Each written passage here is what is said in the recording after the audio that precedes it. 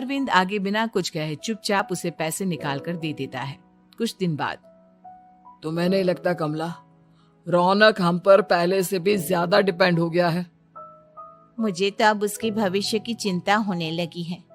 कल को हमें कुछ हो गया तो वो क्या करेगा? काश तुमने पहले ये सोच लिया होता तो आज हमारा बेटा इतना लापरवाह नहीं होता। तब मुझे कहाँ पता था कि मेरा लाड़ प्यार उसे इतना बिगाड़ देगा कि वो इस हद तक लापरवाह बन जाएगा।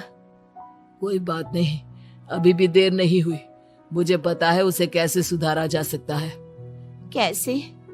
अरविंद कुछ कहता उससे पहले रौनक वहां आ जाता है और पैसों के लिए हाथ फैलाने लगता है। डैड, मैं और मेघा बाहर घूमने जाना चाहते हैं। अरे वाह, ये आज सूरज कहाँ से निकला है? Dad please. अच्छा चलो अब मुद्दे की बात करो। मुझे अब 25,000 चाहिए। अब तुम्हें 1 रुपया भी नहीं मिलने वाला। अगर तुम्हें पैसों की इतनी ही जरूरत है तो कोई ढंग की नौकरी कर लो। मम्मी, आप कुछ कहिए ना डैड को। बेटा, वो गलत क्या बोल रहे हैं? ये सब हम तेरे भले के लिए ही तो कर रहे हैं।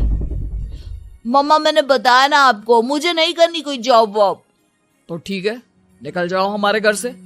तुम्हारे जैसे लोगों के लिए मैंने ये घर खड़ा नहीं किया है। जितना ये घर आपका है ना, उतना ही मेरा भी है। मैं कहीं नहीं जाने वाला।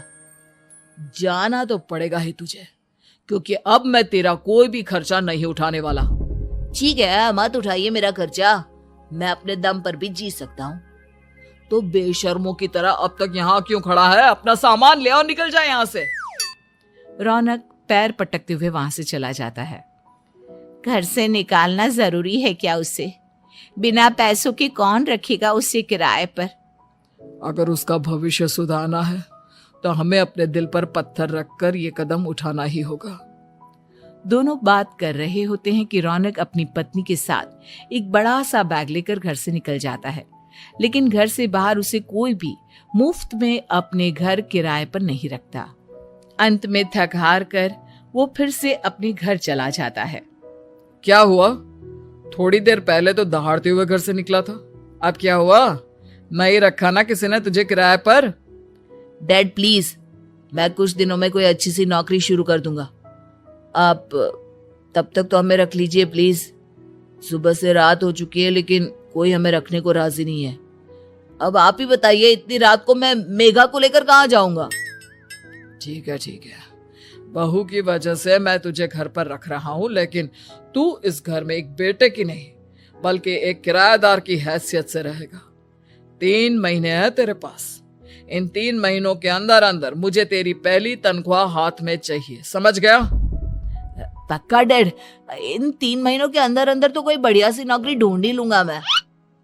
ऐसे ही धीरे धीरे समय बीतने लगता है और अरविंद के दिए 3 महीनों में से 2 महीने बीत चुके होते हैं। पापा जी ने हमें 3 महीने दिए थे, जिसमें से 2 महीने तो बीत चुके हैं।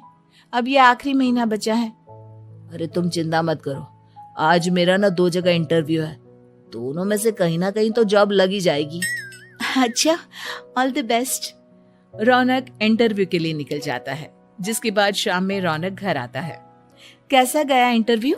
आपकी नौकरी लगी या नहीं? अरे पहले सांस तो ले लेने दो अच्छे से। बताइए ना, मुझसे तो जरा भी इंतजार नहीं हो रहा है। वो दरअसल बात यह है कि मेरी नौकरी तो लग चुकी है लेकिन पैसे बहुत कम है। कितने पैसे हैं? 15,000। इतने में अरविंद और कमला मिठाई का डिब्बा लेकर आ जाते हैं। बधाई हो बेटा। हम जानते थे तेरी जॉब जरूर लगेगी। लेकिन मेरी सैलरी बहुत कम है मम्मा। कम है तो क्या हुआ, धीरे धीरे बढ़ जाएगी। हाँ बेटा, हम तो बस चाहते थे कि तू अपने पैरों पर खड़ा हो जाए। मतलब अब आप मुझे घर से नहीं निकालेंगे? नहीं, ये सब हमने तुझे जिम्मेदार इंसान बनाने के लिए किया था। थैंक यू मम्मी पापा, अगर आप दोनों ऐसा नहीं करते तो मुझे कभी अपनी जिम्मेदारियों का एहसास तक नहीं होता। आज आपने मुझे सिखा दिया कि इंसान का अपने पैरों पर खड़ा होना भी जरूरी होता है। इतना कहकर रौनक झट से अपने माता पिता के गले लग जाता है और अपनी कमाई की पहली तनख्वाह वो अपने माता पिता के हाथ में सौंपता है। इस तरह रौनक एक गैर जिम्मेदार